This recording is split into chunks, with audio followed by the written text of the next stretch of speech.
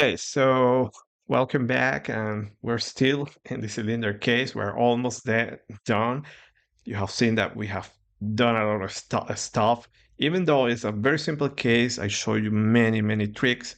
I think with the NACA airflow, those are the final tricks, and pretty much we're done. Okay, so to show you here, I want to show you just to run how to run in parallel. Okay, I don't want to complicate things. If you feel like you don't want to know how to do this one, just skip this video, move to something else. But it's very straightforward. Okay, so to run in parallel, you have here this create always in C3, and pretty much you have the steps here. The main difference now, blockMesh surface features, everything works in the same way. Everything works in serial, by the way.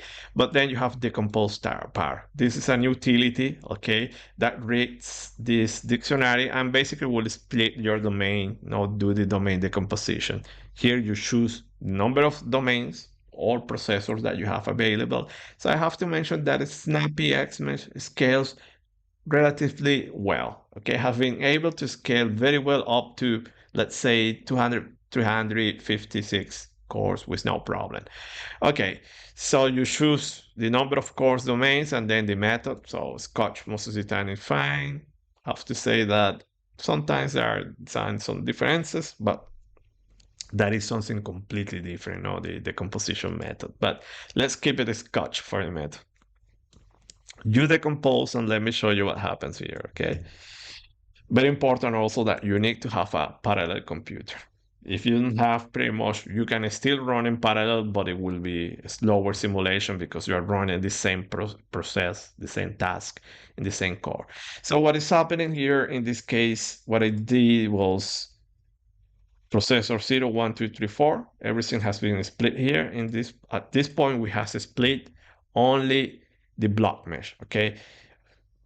Very funny, blockMesh doesn't run in parallel. And also this tool decompose and reconstruct, also they don't run in parallel. So decomposing very large mesh sometimes it can be very slow because this block mesh also the decomposition, reconstruction, some tasks are very slow.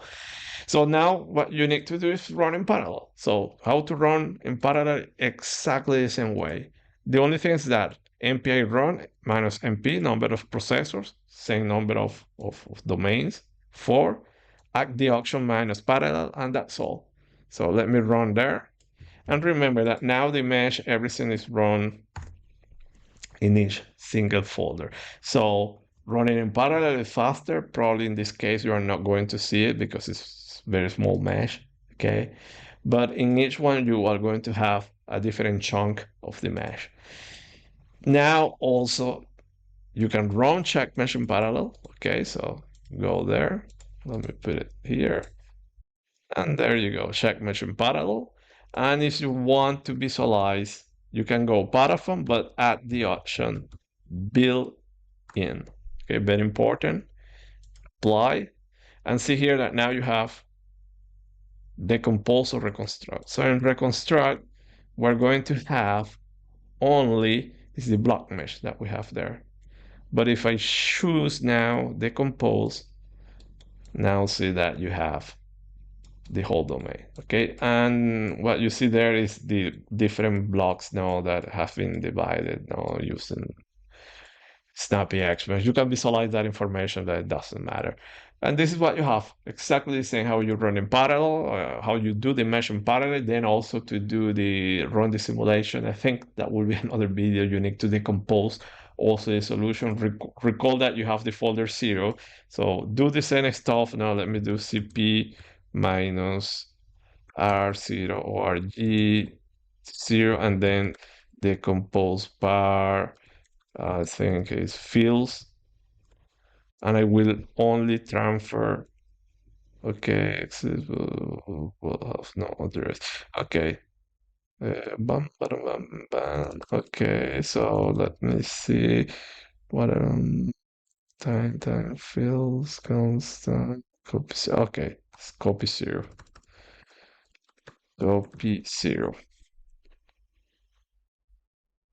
Okay.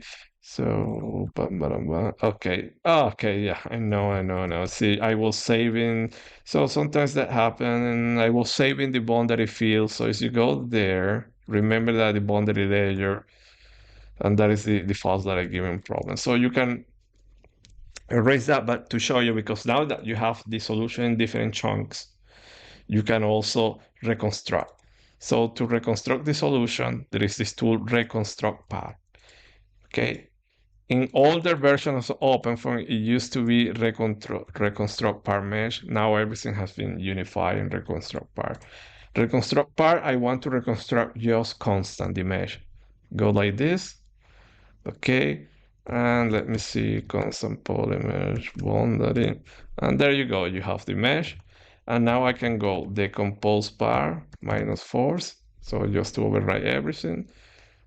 Okay, I need to change also the name of the patches. Okay, I hope I'm not confusing you here. So I forgot these steps. So let me put here these steps, and let me add this in the parallel mesh as well.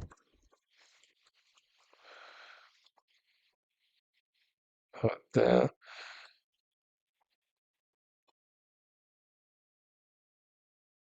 okay, and then the compose bar. And there you go. So now you can go, you run the same way, also in parallel. np run, one run, and remember minus parallel.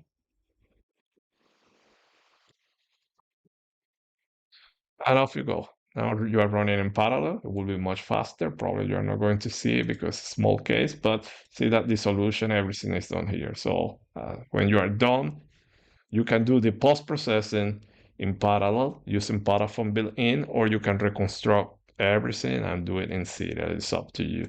So just to show you, to refresh you a little bit, built-in, remember here you go, decompose case, you access the decompose solution. I will put that here, and then play, and there you go.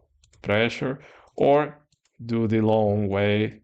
Sometimes you need to do it, reconstruct, and then everything that is in parallel, so that is reconstruct and standard post-processing. So yes, this is it. Okay, now also you know how to run in parallel. And pretty much, I think we have advanced a lot. So I want to show you next video a small trick, a new utility, and let's do this geometry to show you how to do it in onshape. Remember, you can use any software. So we're going to cover the whole workflow of the simulation. So thank you. See you next video. Bye.